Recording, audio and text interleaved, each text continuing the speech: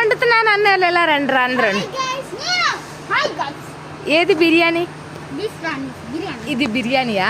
ఏది కలుపు చూస్తాను నేను. ఏవి బియ్యం ఏవిరా? ఇంకా బియ్యం ఎన్ని గ్లాసులు? 4 గ్లాసులు. అప్పుడు వాటర్ ఎన్ని గ్లాసులు వేయాలి? మీరు 8 గ్లాసులు వేయాలిరా. మీరు 4 గ్లాసులు వేస్తారు. అది ఈ తపాలు చూడు ఎంత ఉందో, ఈ తపాలు చూడు ఎంత ఉందో. దానికి తగ్గట్టుగా బియ్యం వేసినప్పుడు వాటర్ వేయాలి కదా. ఇంకా 5 గ్లాసులు వేసరా, రిమైనింగ్ 3 గ్లాసులు వాటర్ వేయండి. అప్పుడు ఆ రైస్ ఉడుకుతుంది.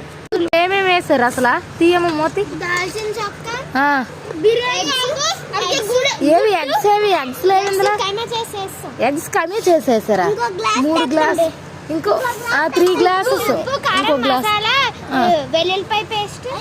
బిర్యానీలో కారం వేయరమ్మా. ఎవరన్నారు?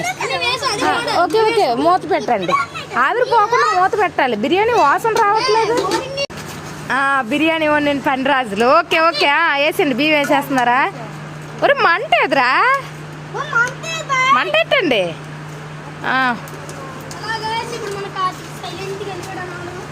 ఏడి కార్తిక్, ఏడి కార్తిక్ని రమ్మనా. అని బాగుండారులే నిజంగా. వెరీ గ్రేట్ రా ఇషాకు. బిర్యానీ తినొచ్చా? ఒరే కనీసం పళ్ళెం కొడుకుని వేసుకుంటారా? ఏడుది. ఓకే ఓకే, ఎలాగోలాగా ఏమరా నాకేం తెలుసు. ఆ స్మెల్ చూస్తే పొగాసం తప్ప బిర్యానీ వాసన రావట్లేదురా. తినొచ్చా? ఓకే ఓకే, సక్సెస్ఫుల్గా బిర్యానీ వండిస్తారు. కానీ మనం పెద్దవాళ్ళు వండిస్తే పిల్లలకి బిర్యానీ పెడతాం. కానీ పిల్లలు వండిన బిర్యానీ చూడాలి. నాకు కూడా కొంచెం పంపించారు పొట్లంలో వేసేసి. ఎలాగుందో తెలియాలి.